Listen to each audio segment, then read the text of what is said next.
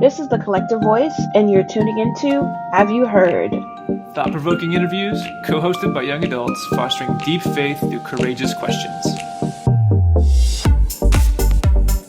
Greetings all, and welcome to this episode of the Collective Voice. I am Reverend Dieke, the Director of Congregational Innovation here at Austin Presbyterian Theological Seminary, and I head up the 787 Collective. And we kicked off this podcast series called Have You Heard? Earlier this year, interviewing somebody on liberation theology, which was so fun. And this time we're going to dive a little bit into a new conversation with Lyla June. And so I'm so excited that she's here with us today. And I'm not going to say too much because Madison's going to introduce her, but just thrilled to have her as a part of the conversation today. And for those of you who don't know Madison Turner, she is a student of ours at Austin Seminary, and she's also one of our campaign leaders through the 787 Collective. And our campaign leaders are young adults who take on a year-long project, whatever that passion project may be, somewhat related to ministry or faith somehow. And so we've had a variety of contexts that have dealt with immigration and young Latinas in Austin and just all kinds of different things. And Madison has focused more on Ecofaith dialogues. And so I would love, Madison, if you would give us a little insight into why you chose that topic and a little bit of the rundown on what you've been doing as a part of your campaign project. Yeah, definitely. So, another nonprofit here in the Austin area approached me and asked if I'd be interested in talking about community, spirituality, and the climate crisis. And honestly, the climate crisis was not something that I had had an extreme amount of exposure to, but what was an interesting thing was that I had traveled or internationally for a little bit, and that's where most of my exposure in service kind of around the world had been, in being with other cultures and seeing how they were experiencing the climate crisis.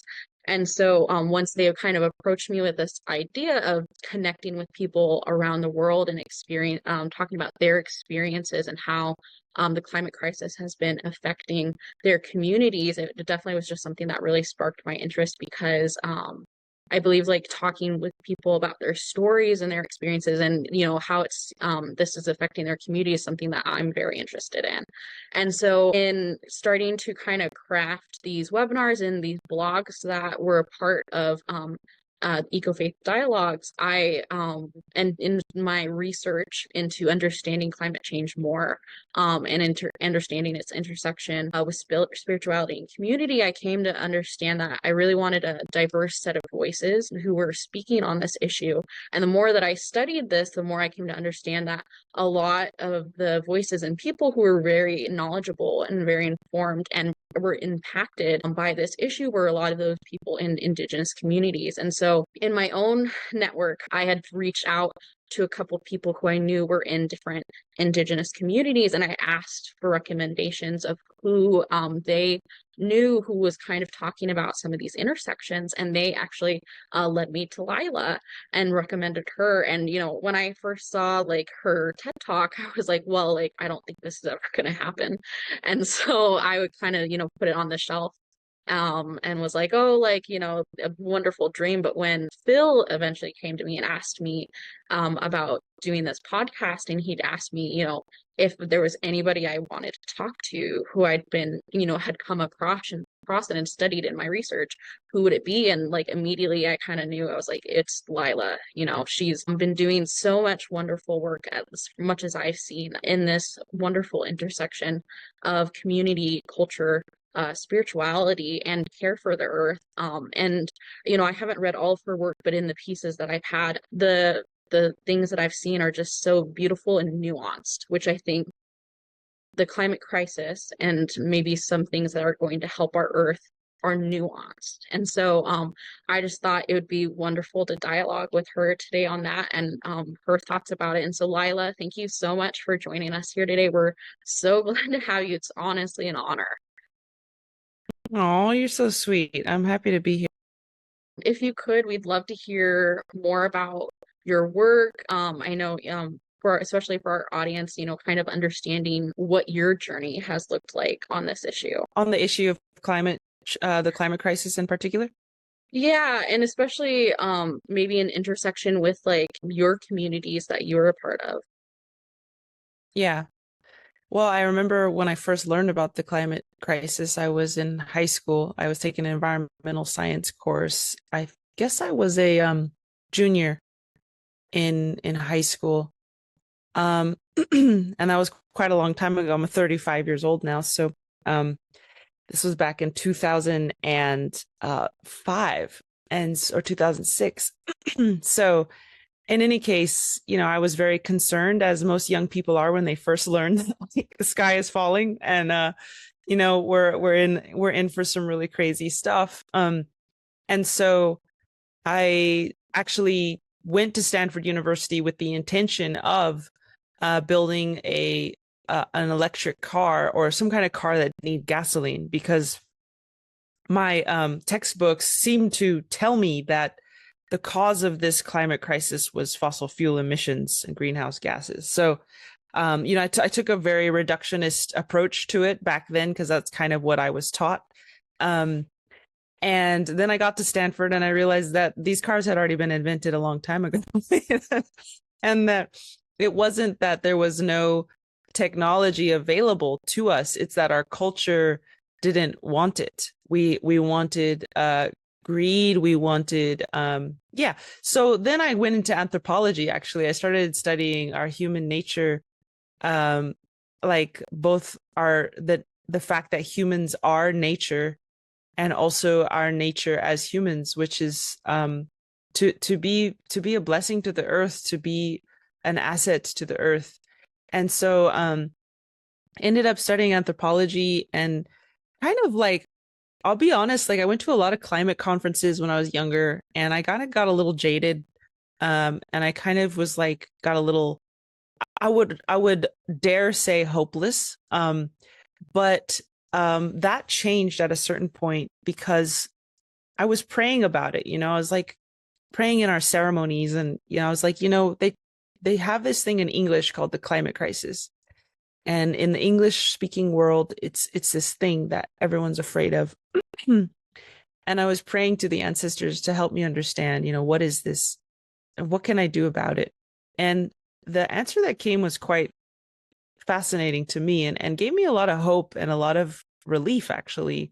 And I'll go ahead and share it, and people might not agree with it. So I just want to preface with that. I'm sure there's lots of discussions we could have about it, but essentially what I ended up learning, which I think was the answer to this prayer, was about our ancient indigenous civilizations and how they collapsed, and they experienced extreme collapse and extreme catastrophe. Maybe not on the scale that we are looking at possibly experiencing in the 21st century, but the apocalypse, as it were, had already we had already been there and done that. So, for example, Chaco Canyon, we had 5-story buildings. We had these buildings that were made of like hundreds of thousands of logs, which, if you look at the strontium isotopes within these logs that are still here today, this ancient city, which collapsed in the year 1100, these logs are connected to the strontium isotopes of a mountain range timber 100 miles away. Meaning, in the year 1100 AD, people were transporting hundreds of thousands of gigantic heavy logs for over 100 miles. And so this was a huge city. You find cacao beans there, you find copper from Wisconsin there, you find parrot feathers there. So it's like very much like it used to be a very cosmopolitan city where all the indigenous nations would gather, and it's called Chaco Canyon. And I learned that this place was destroyed. This place was, we experienced a drought, and the Creator sent us a drought to give us the courage to change, because not only did we have hubris and these huge cities, but we were also enslaving each other. We also had caste systems there, where the high priests were not the ones carrying those logs, there was other people carrying those logs. And then I started seeing there's other stories like this, like the Maya people. They built these pyramids so high until they realized that they were not God, and they abandoned those cities. And all the anthropologists are like, where did the Mayans go? It's like, well, they left of their own accord because they were humble enough. Can you imagine the faith it took for them to realize that they were overextending their reach as humanity, and they wanted to humble down, and they left those cities to go back into smaller communities and decentralize themselves and get rid of a lot of the caste systems that were going on there. And then the mound builders of the Mississippian River Valley, you maybe you've heard of them. They were really flourishing at a certain point, and these mounds were like the pyramids. They're building up these huge, tall earthen pyramids. And one of the Muskogee folks I talked to said that they were trying to reach the face of God, and again, caste systems, only the high priest could live on these big mounds, and all the lower caste lived below. And same thing, Creator sent them catastrophes. Creator wiped them out. Didn't wipe them out. He wiped the system out. The people remained. The people moved into smaller Adelwa systems, which is the village system, which is what Muskogee people know today. And so, in other words, these stories taught me that even if we go through an extreme upheaval and catastrophe in our climate crisis, in our generation, this will be a great gift to us. It will give us the courage to change, because you can show people all the graphs in the world, all the doomsday statistics, but until they really feel the consequences of their actions, sometimes they don't change. And so it's of course a tragedy that we're bringing down, all these species with us. I'm not saying this is like a good thing or anything, but I'm just saying that sometimes collapse is a gift. Sometimes collapse is our friend. And sometimes we reap what we sow, and we have sown horrific things for the past couple thousand years. I mean, I don't even need to get into it, right? Just like the amount of violence we have inflicted on each other, the amount of disrespect we've shown to the earth, the amount of hubris and arrogance that we've shown to other life forms. You can't just do that for thousands of years and expect no repercussions. I think the climate crisis isn't happening in the 21st century.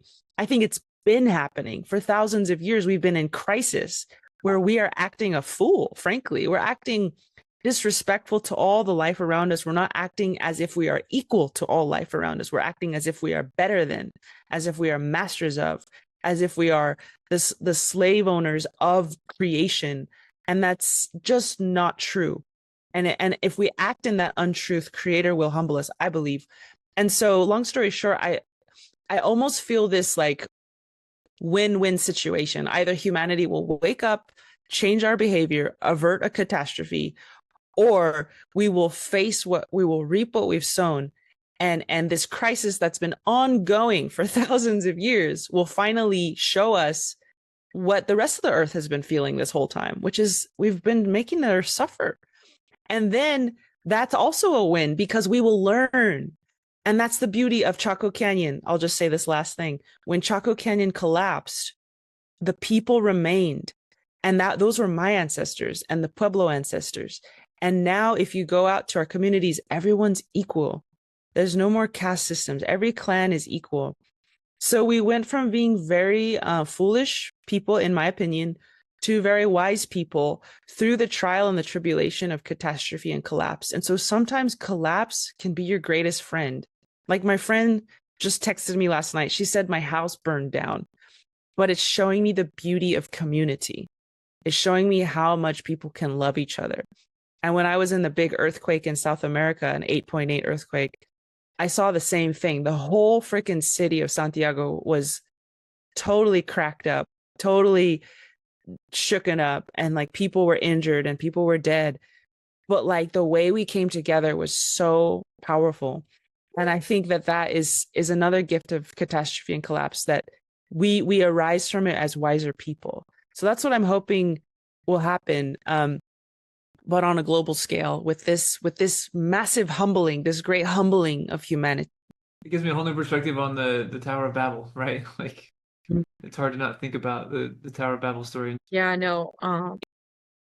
I love the narrative, that we're creating that you set for us. And you talked about decentering humans, and of course, like all of this. And I think one of my questions has been, you gave us a couple examples, but I was wondering if you could give us a couple more of how have you seen groups successfully decenter humans in a way that's also successfully boosted the support and the health of their community and their environment. Well, since we're talking in somewhat of a Christian context, I think one person to mention is Saint Francis de Assisi. And I actually went to his tomb in Italy once, but he was elevated spiritually because he cared for animals. And it was through his care for non-humans that the creator or God honored him and elevated him. And so it's really actually all of us who need to do that. Like all of us, that's our birth purpose, is to be of service to a species outside of our own. There's a few things that elevate the human spirit that I know of. One is helping elders. One is helping children. One is honoring women and helping women heal, which in turn heals men, because when the women are strong, the whole community is strong. And another is helping people with disabilities, which is actually most of us. Most of us have some form of disability. And then another is helping animals and plants. Like those are the things that in almost every native culture I've ever hung out with, and I've had the great honor of going to all 50 states in this Turtle Island, and seen many, many tribes and hung out with many, many elders. And these are the things I see across the board. Stand firm for the elders, stand firm for the children, stand firm for the women, stand firm for the plants and the animals, and stand firm for the people with disabilities. And you might say, hey, why are the men left out of that? But it's actually like the men are in that, because it's through that honoring that they are then honored, and that they are then boosted and healthy and strong through that service to these things outside of themselves. They are healed as well. And so anyways, that is a spiritually, what elevates us is to take the time to serve these things. And if you look at our society now, we're not taking care of the elders very well. We're not taking care of the children very well. We're getting better at taking care of the women. There's a little, there's little advancements here and there. And we're starting to have this kincentric viewpoint where we're taking care of the plants and the animals. And a kincentric viewpoint is saying that we are relatives, we are kin. It's the opposite of anthropocentric. It's kincentric, that you center the relationality between you and the plants and the animals. And, we see these plants and animals as our relatives, because to answer your question, one of the groups that decenters humans is that we say, as is my nation, Diné, we say there's Father Sky, Yadethith, and Mother Earth, Nahastan, Nehema Nahastan. And so Father Sky and Mother Earth, if you look out on the planet, the sky sends rain, sunlight, and he impregnates the earth with the rain, and then the earth has these seeds that grow into the children. And so we all need the water that comes from the sky. And we all, in other words, are all children of the same mother and the same father.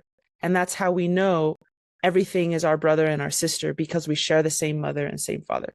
And so because of that, we have that kincentric viewpoint that we are relatives to all things. And then even sometimes these trees aren't our brothers and our sisters, they're like our grandmas and our grandpas. These trees are our elders. These deer are our elders. And that like a lot of times these cultures view animals and plants as their elders. And we're like the younger sibling. We're like the younger child that is in need of learning from these groups. And so that's contrast sharply, right, with what I think was a misinterpretation in Genesis, where they say like humanity is ordained to dominate all life, and it puts us at the top. And I don't think that's what Creator originally said. I think somewhere along the way, someone like maybe did a translation wrong or something.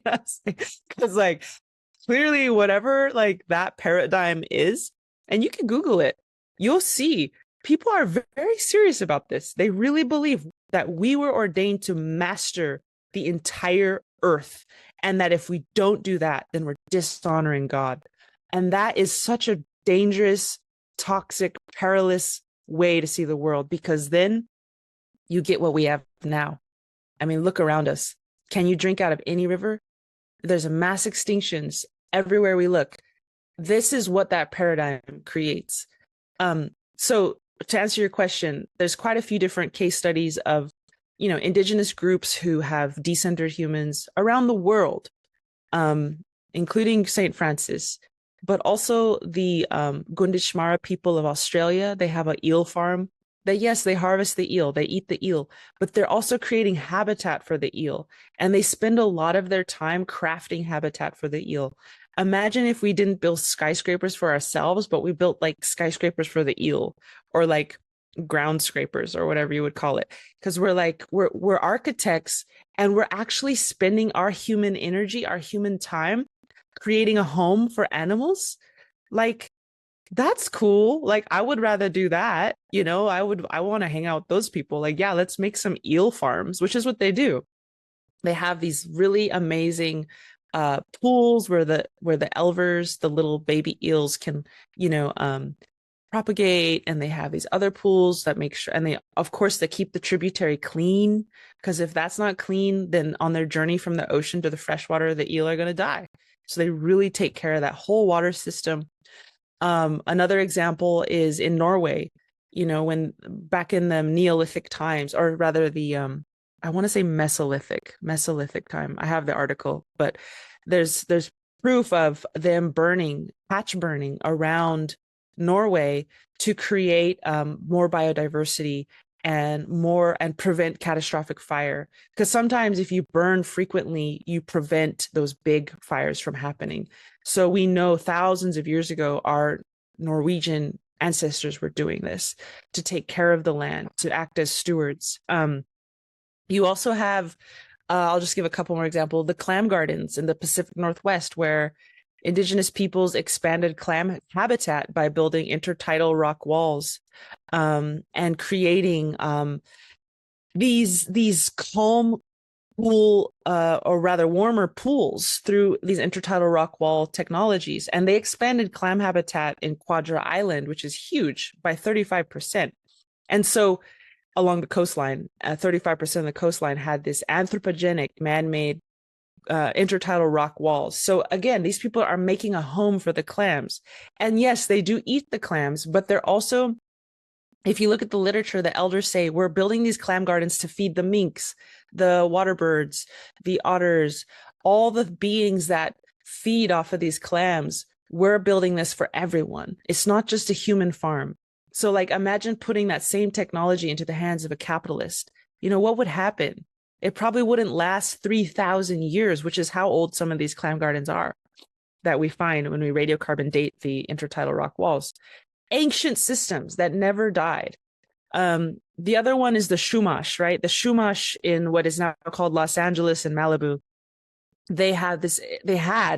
It's unfortunately been very damaged, but an extraordinary 11,000-year-old abalone fishery.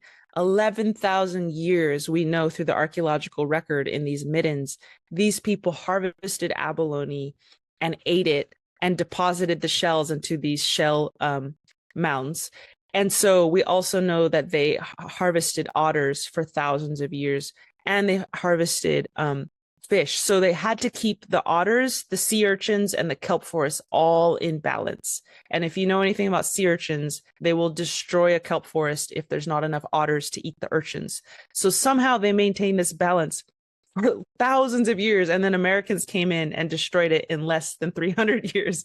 And so they did that by decentering themselves and seeing that they're part of a larger system where the otters have their job, the urchins have their job, the kelp has their job, the fish, etc., and the abalone. And so we had to really take care of each of these parts and decenter ourselves and create a system that worked for everyone, not just for humans.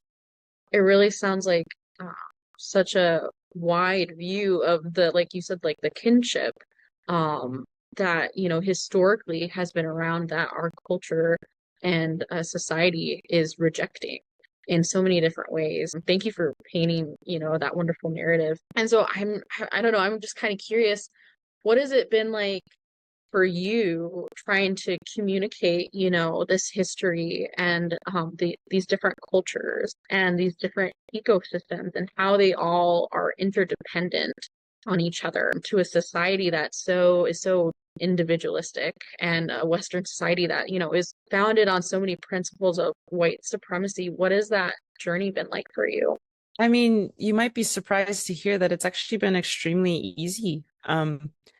Because again, I think humans are beautiful. I think we are here to create beauty, and it's actually our innate nature to create beauty, and that we have to be deeply injured in order to not be those beautiful blessings to the earth that we are. And so you have to get really confused. And so whenever I give these speeches, it's almost like the whole audience has this great exhalation of relief that they're remembering who they are. Doesn't matter what race they are, doesn't matter what language they speak, what color skin they have. This is what we are. We are a creator's gift to the world, and that we were given these big brains and these opposable thumbs in order to serve the earth. And in the Yoruba culture, the word for human is chosen one. And what that means is not chosen to rule the earth, but chosen to be the stewards of the earth. That creator chose us to be his hands and feet, literally, to clip the earth, to prune the earth, to landscape the earth, to garden the earth, to burn the earth. And other animals have their ecological roles too. The birds spread the seeds, the butterflies, pollinate the plants. Every being has its ecological role here.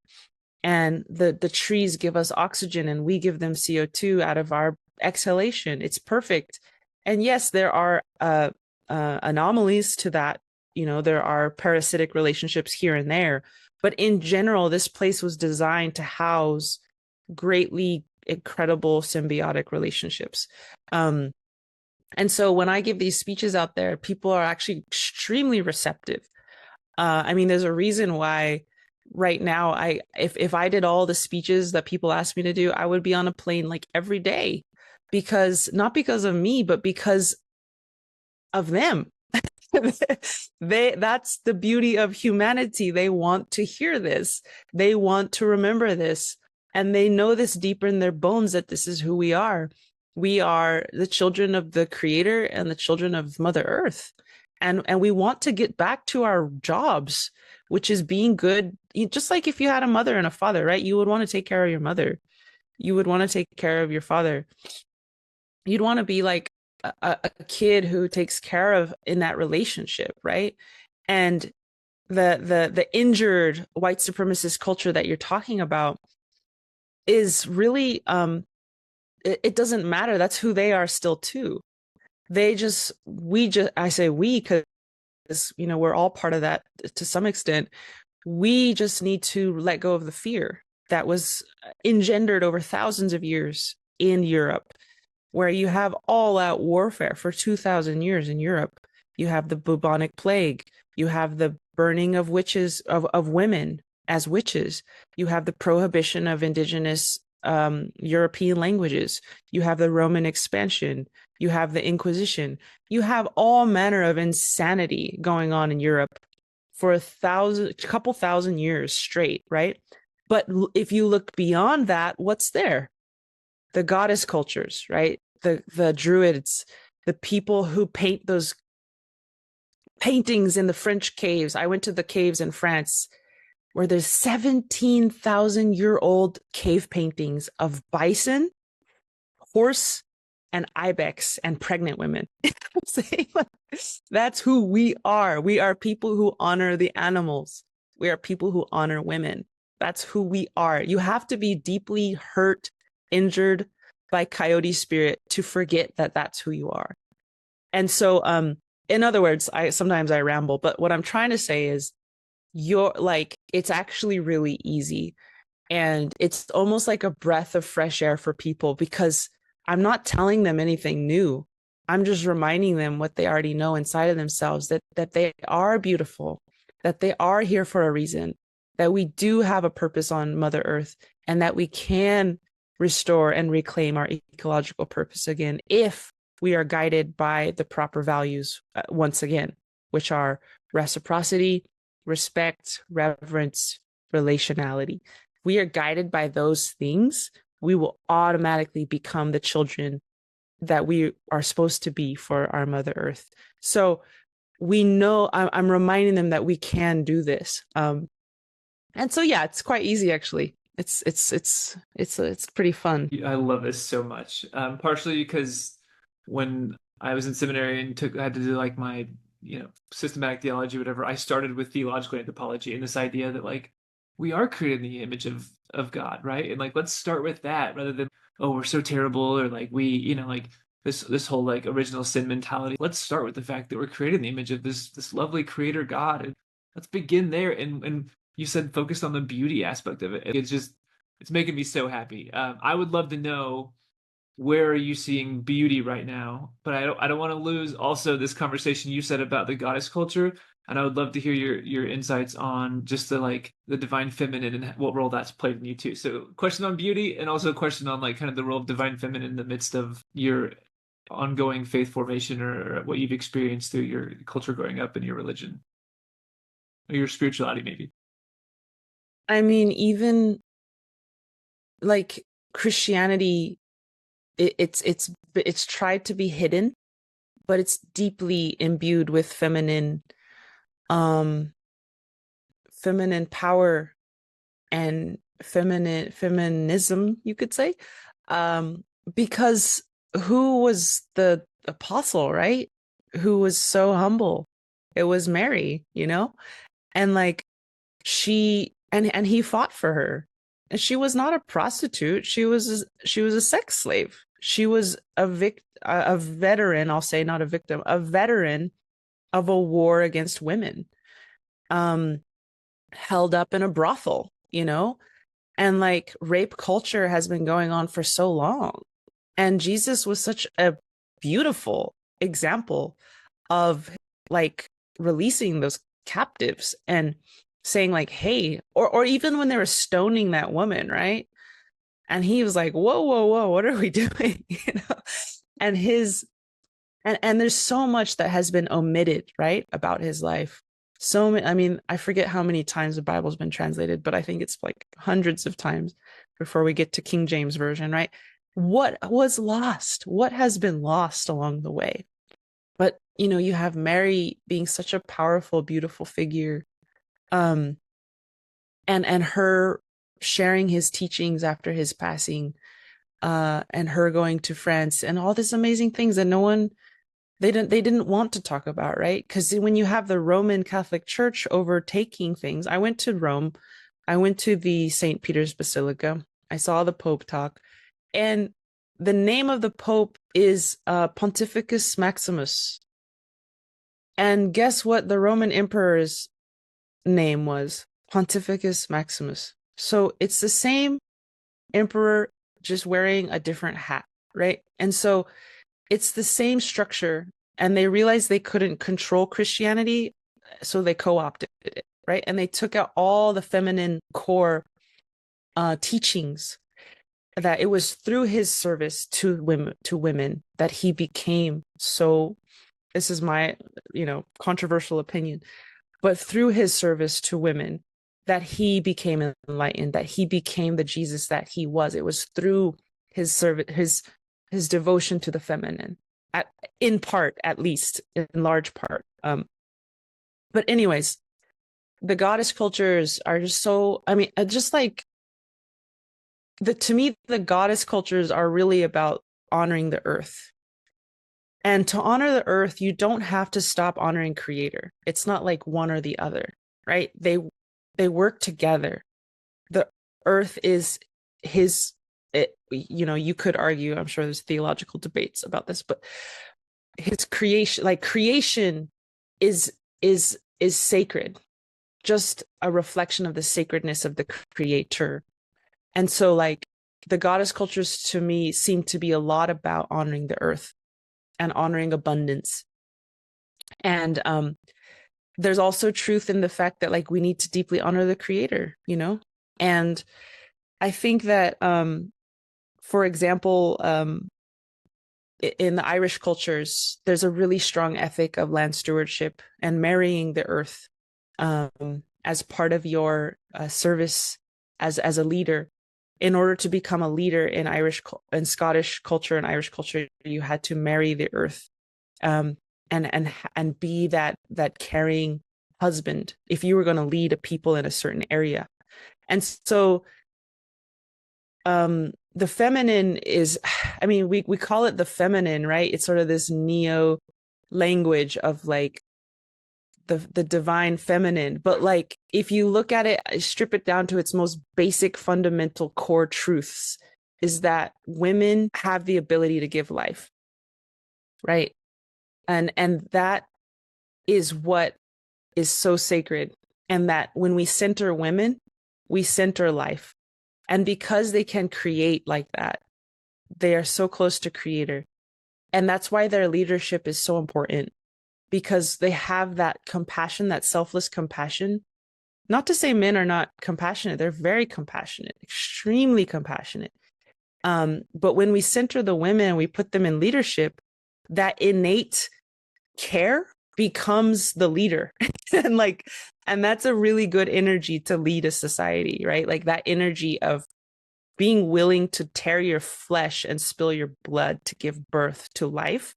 That kind of selflessness, the selflessness to carry a human being within you for 9 months and like go through all of the excruciating pain to give birth, like that, by its very nature, we have to be like extremely empathetic creatures. Like extremely selfless creatures. And again, men are too. And we have all of these ceremonies to remind the men of their own compassionate nature. Like when they hunt their first deer, they'll give it all away, right? That's how we remind them to be a warrior for their people, to be a warrior for the elders, to be a warrior for the women, for the children, and then awaken that warrior spirit in them. They become also nourishers. And so, yeah, but just like the divine feminine is one way to say it, but it's also a way to say it is like, this is life. You know, we're talking about life. We're talking about you and me talking even right now, made possible through that birth canal. We're talking about me being able to breathe because of what my mom did for me. Like, and that's not to say I didn't do a lot of things for myself. I did, but she, like, that's the foundation of our very breath and our very ability to experience each other right now. And so when we honor women, it's partly because of that, we're honoring that. But anyways, long story short, you know, Europe is such a powerful place. And even the word Europe, I'll just end on this note, comes from the mythological person of Europa. And she was taken by Zeus and you could say raped. I think it's very fair to say that, because in the story, he tricks her, he turns into a bull and he takes her into the ocean to an island, and then he transforms back into Zeus. So she didn't even know where she was going or who he was. So he tricked her. And so she bore some of his children. And the very word Europe is encoded with this patriarchal rape culture, you could say. And so there are older words for Europe, like in Hungarian, Magyarország. All of these ancient cultures, I think that's what we need to recover. And to this Greco-Roman, plastering this Greco-Roman paradigm all over Europe, I don't think we need to do that. I think we can return to our true indigenous names for the land and remember who we are, as because I'm half European, so I can kind of say we in that regard as well. So even just thinking about that, you come from a tradition that's matrilineal, right? Do you think that plays a role in do you think that would be something that would in some ways be healing? And I would love to talk about healing some, because some of the things that I've read and listened to you talk about is just a sense of healing. But what are some things that you think might lead to a better healing for us in terms of our own humanity, but also for the greater sense of all creation? Yeah, I mean, in Dieke culture, you know, my clan is Nanisht Ejutachitni, which comes from my mother. So in Dieke culture, you get your last name, your clan name from your mother, not from your father. And so that's something for us that's just taken for granted. It's like, yeah, of course we take our mother's last name. And that matrilineality is kept record of. Like, right, in American culture, my last name is Johnston, right? And I can trace back all the guys whose name was Johnston, right? But a lot of these women, their maiden names get lost in the fray. You don't really remember any of them, who they were. In Dieke culture, it's the opposite. You can trace, my mother was Nanisht Ejitrachitni, her mother was Nanisht Ejitrachitni, her mother was Nanisht Ejitrachitni, her mother, all the way back to the beginning of that clan, which is probably hundreds of generations ago.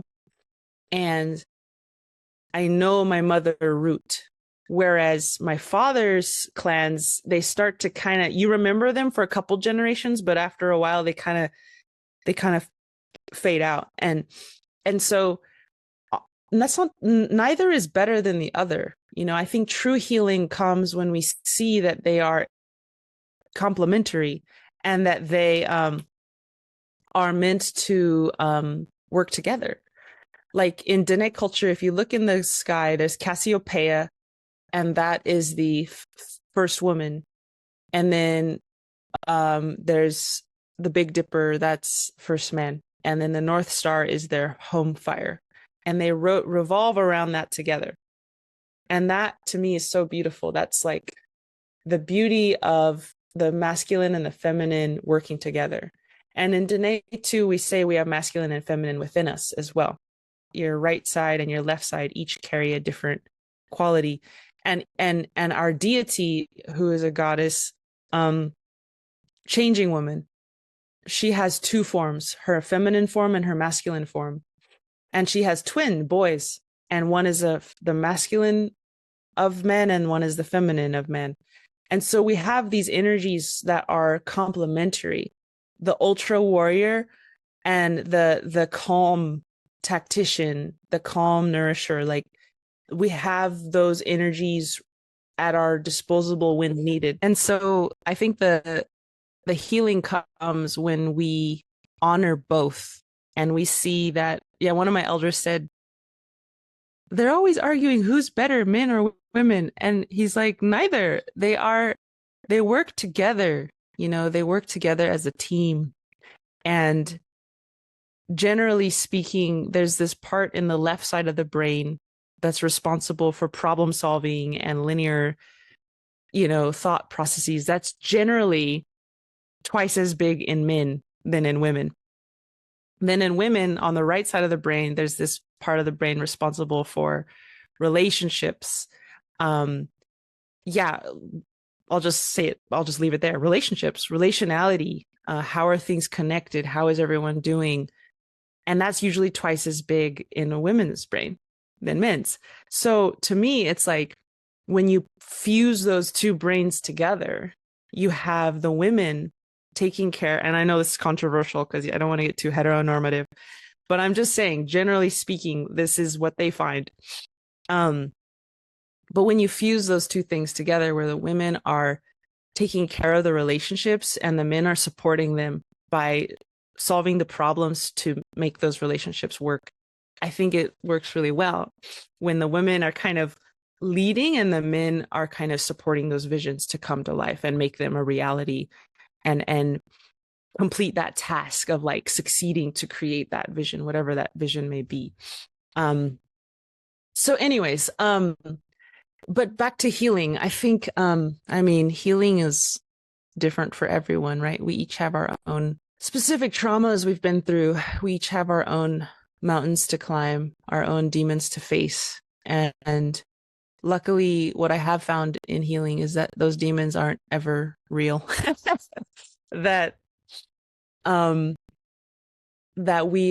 these things have no power over us. They're always illusions.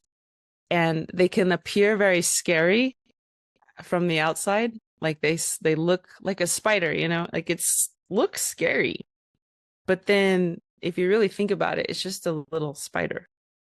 But if it's casting a big shadow, you think it's so big. But really, the negative spiritual forces, they have no power, only the power that we give to them.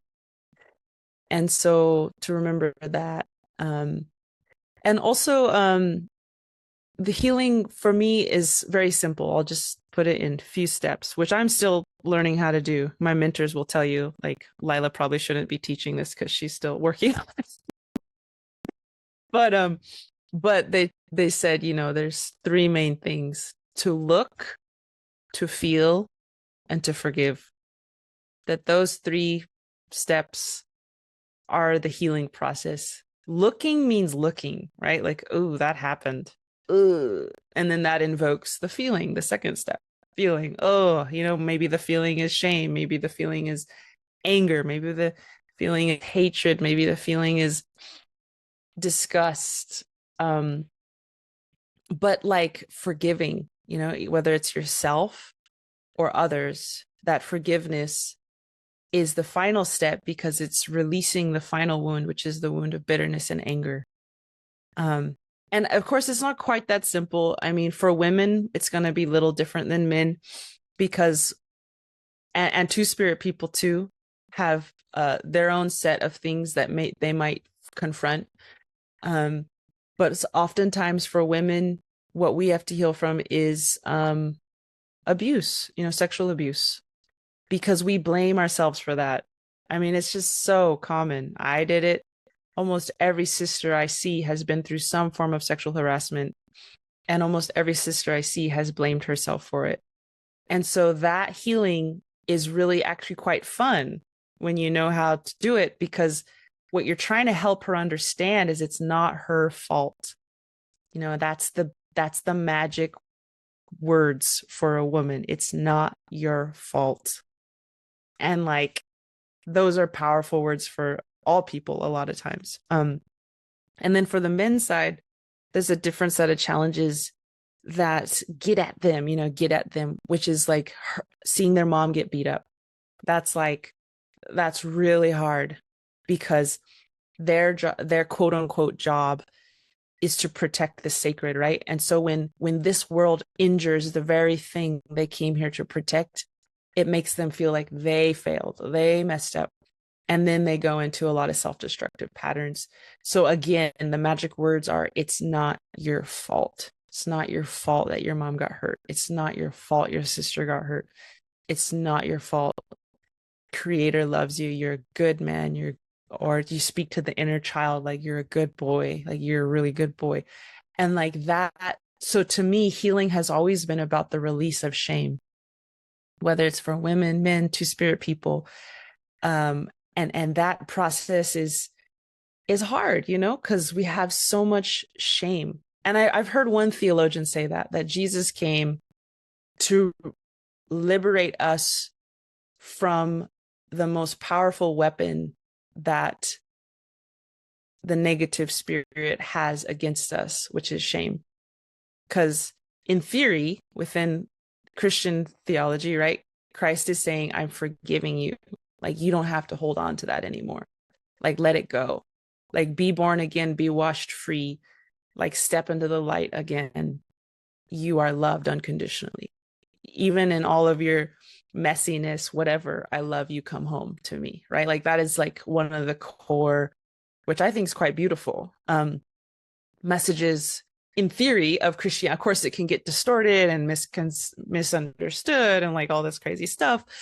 But like at its core, that's what I've found healing is all about, which is like allowing ourselves to be loved unconditionally by the Creator, and also displacing the blame from ourselves. Because sometimes it's not like Creator's loving you even though you're terrible.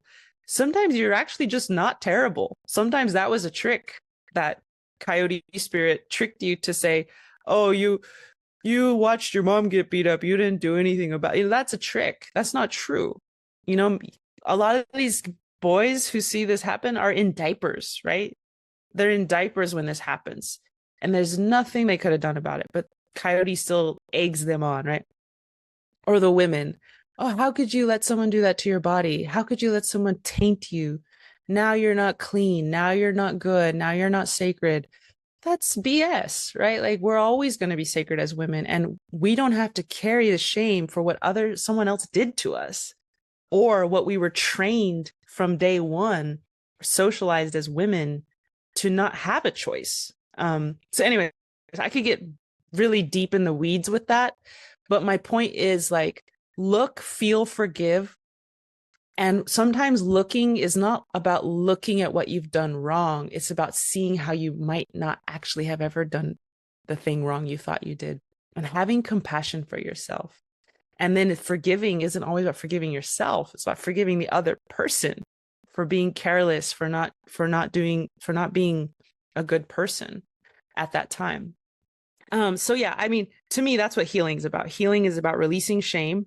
And even this dissertation work I've done with humanity, seeing the ways in which we've cared for the earth, seeing the ways in which we've stewarded the earth, to me is about releasing shame. It's releasing the existential shame of being human. We carry so much shame for just simply being human.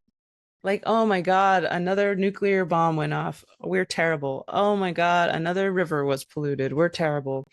Oh, another hurricane wiped out a city because of us and our greed. And it's just, we just don't like ourselves anymore. And I think that that's not the story. The deeper story is we are beautiful and we have so much power to bring to the world. And I've seen us do it.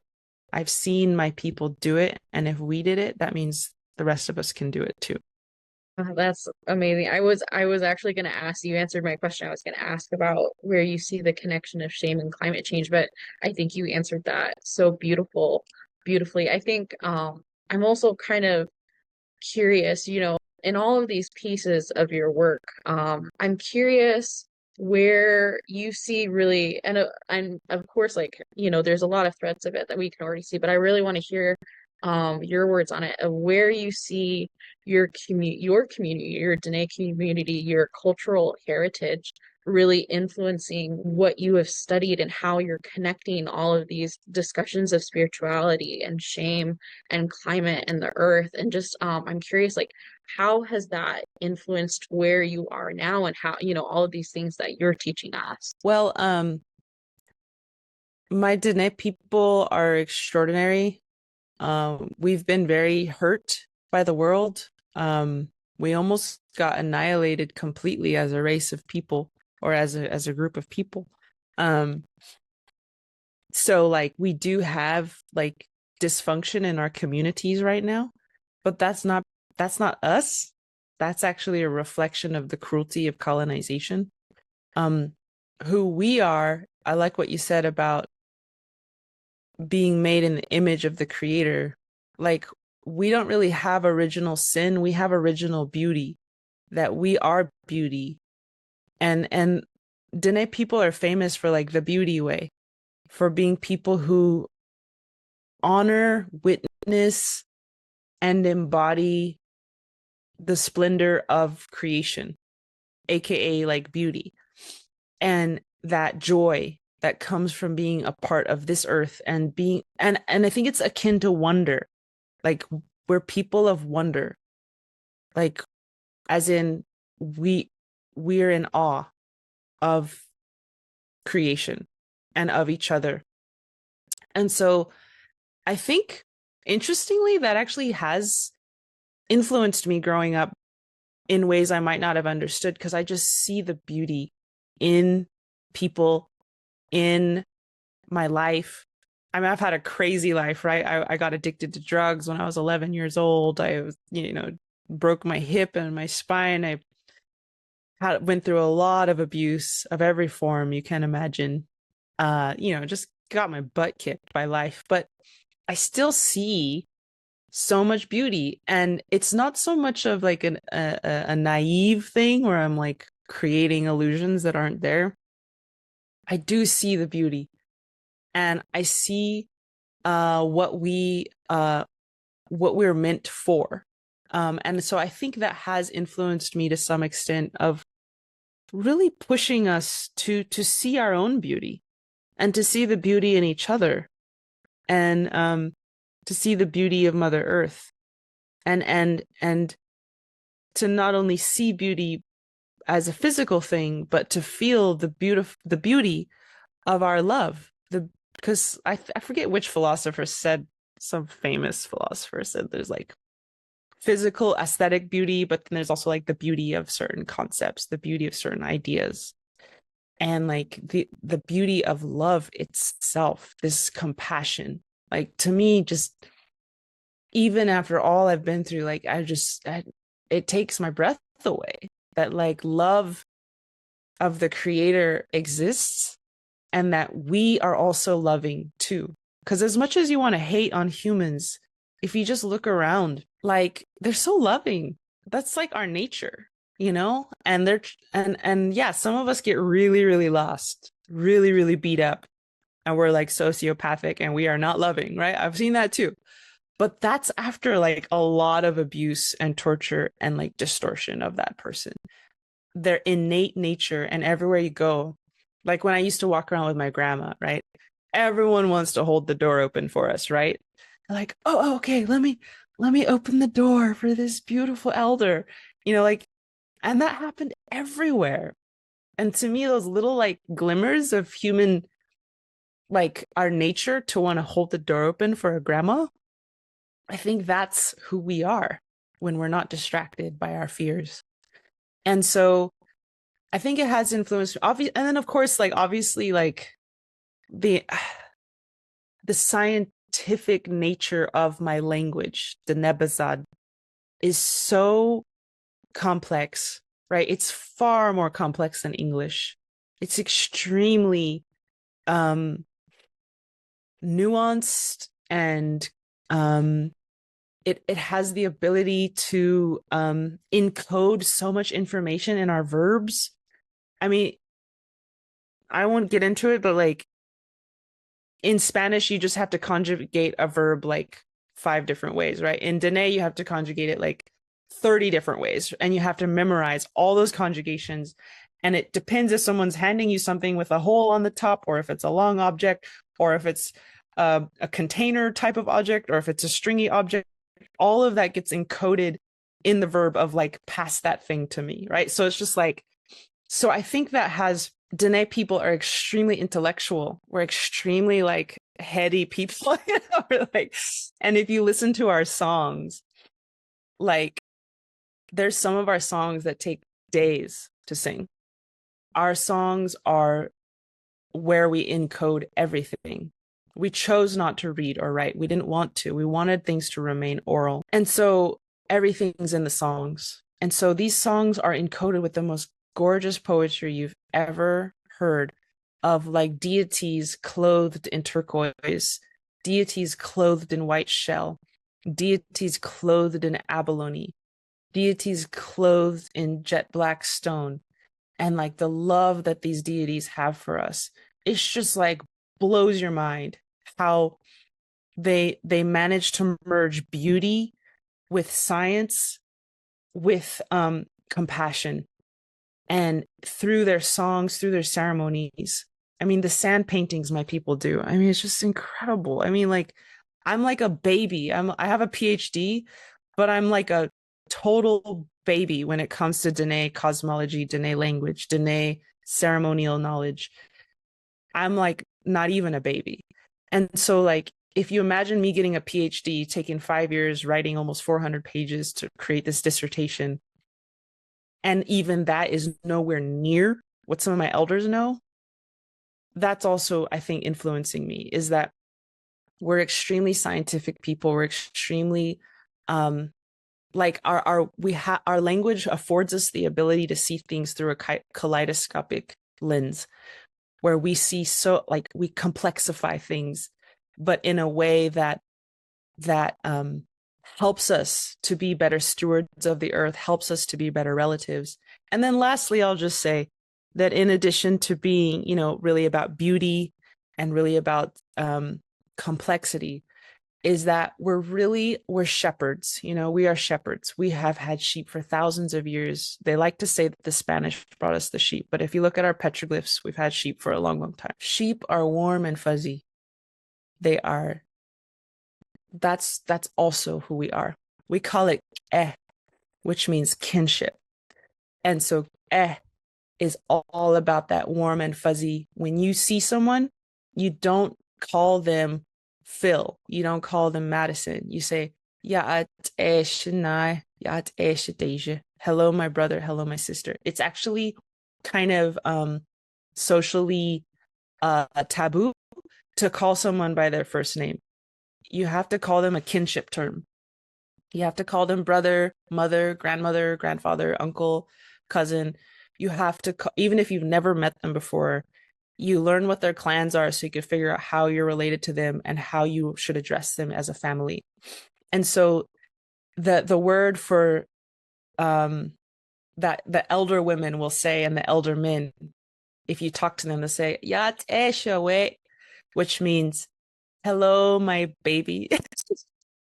Like a little baby, you know, you'll be like 30. I'm like 35 years old, right? And my grandma will still say, Shawe, you know, my little baby. Just like, that's the kind of warm and fuzzy people we are. We're like those sheep, those newborn lambs that you just want to like give them a hug. Like that's the energy of my people, is that warm, fuzzy kinship, kind, gentle, and just loving. That is our traditional way. And I like to think that inspires my work, because whenever I go on stage, I always try to say, Creator, just remind me what's important, that we're just here to love, you know. Whatever I do on stage, let it be loving. Whatever I do on stage, let it inspire compassion in us, that warm, fuzzy kinship with each other. Because I think at the end of the day, you could say all the words in the world, and they say this in the Bible too, right? There's so many commonalities, but if you lack love, then what's the purpose, you know? And so like, at the core, that's really what I think my ancestors gave me the most, which is compassion. Oh, this is, first of all, I feel like I could just talk to you forever. This is so incredible. You're such a great storyteller, and your history and anthropology is just so beautiful.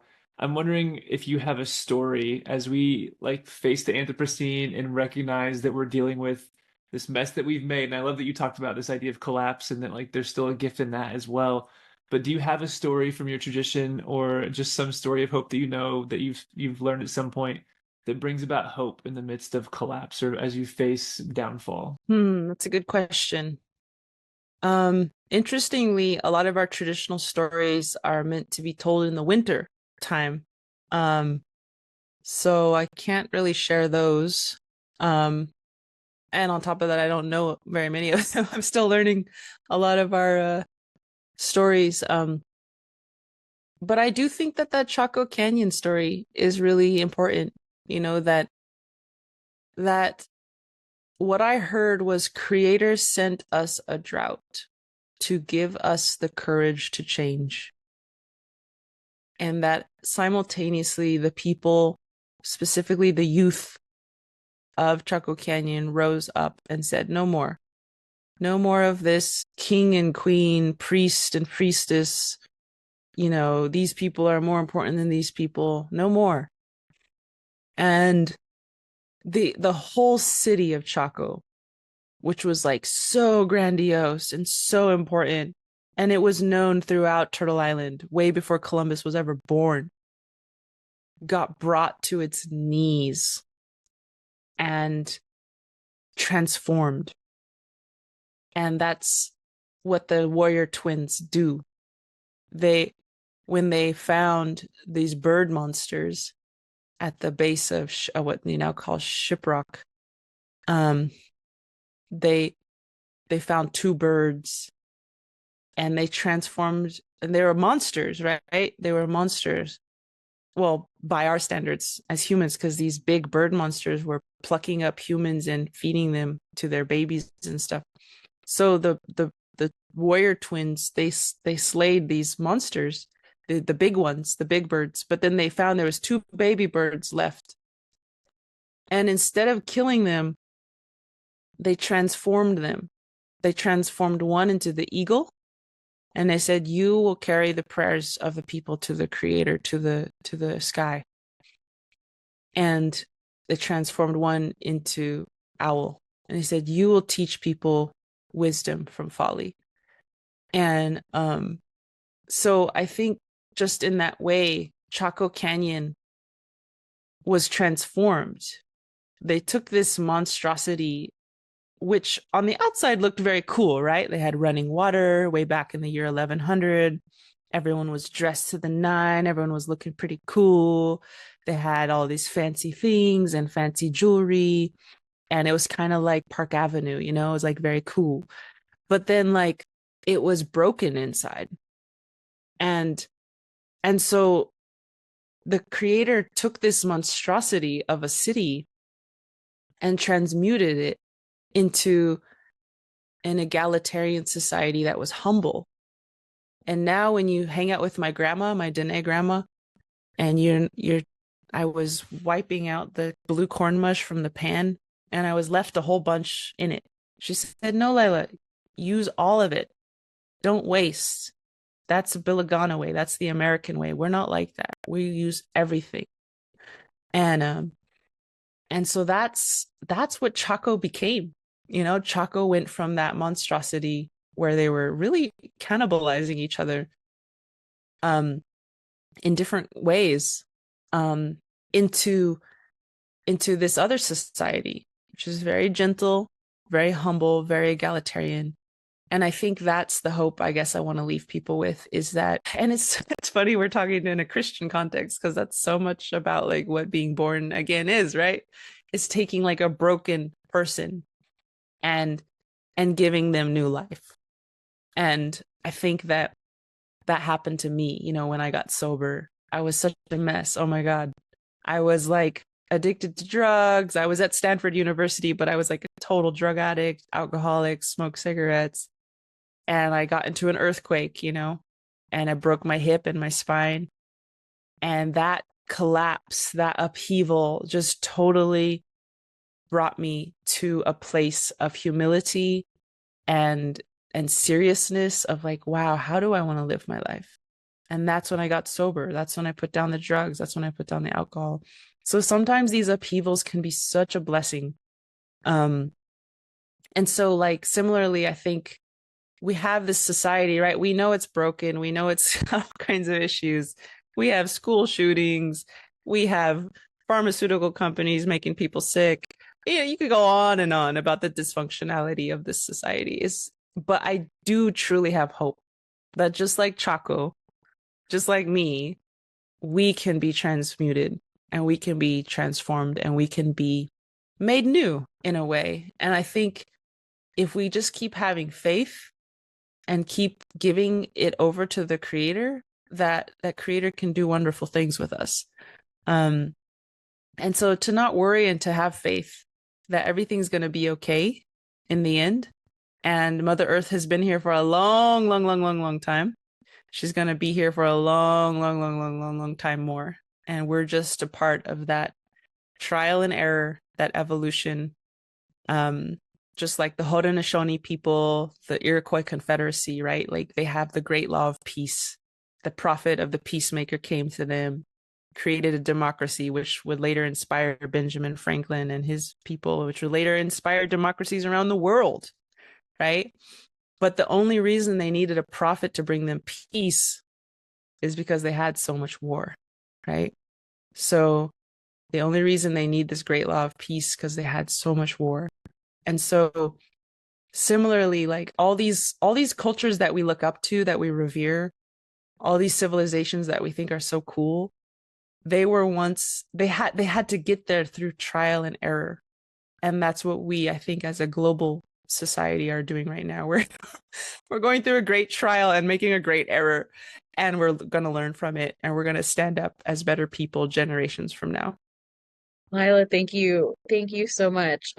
Your words are so inspiring. And especially I think as someone who came into this, you know, very like fresh on the eyes of Ecofaith, it's so wonderful to hear the hope in your message and in the wisdom that you bring from all of these perspectives. So thank you so much for speaking on such a topic that can be very hard, and breathing so much life into it. I really appreciate it. You are so welcome. And yeah, I'm 12 years sober now. So I'm living proof that stuff can change Mhm. for the better. And I like to end.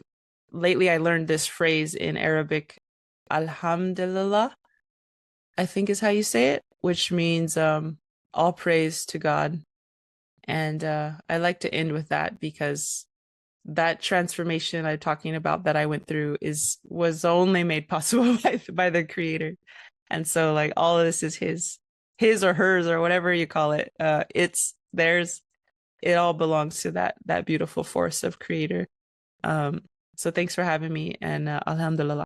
Just real fast, if people want to follow your work and want to continue on to learn from you, do you have specific places that you would recommend they follow you at? I mean, I do have like an Instagram, which is sometimes has good stuff on it. Sometimes I'm just maybe not being very smart on it, but I try to post a lot of animal memes or like animal videos, but of cute puppies and stuff. But no, just kidding. But I have a Facebook, Lyla June is kind of my handle for all things. I tried to do TikTok, I couldn't figure it out. Maybe I will someday. My website's lylajune.com. YouTube has quite a few music videos and speeches and whatnot, so stuff like that on there. And I did write a book of poetry called Lifting Hearts Off the Ground, which is available at Common Word Press. And I'm also writing a book right now on, humanity as a gift to creation. So that is forthcoming. But yeah, that's about it. I can't wait for that book.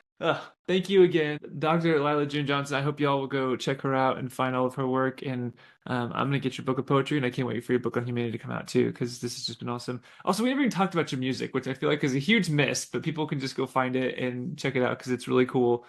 Madison, thank you for all you're doing and your leadership and your curiosity. I just love the curious nature you bring to all that you do. So just a wonderful conversation, and I hope everyone does feel blessed by the conversation and continues to explore ways they can bring beauty, compassion, and care to this world. So go in peace, my friends. God bless. Thank you, Phil. Thanks for listening to this episode of The Collective Voice, the premier podcast of the 787 Collective. Click the link in our show notes to connect with us and learn how you can be the lucky recipient of free 787 Collective swag. And don't forget, when you rate and review us, you're tricking the algorithm for the common good.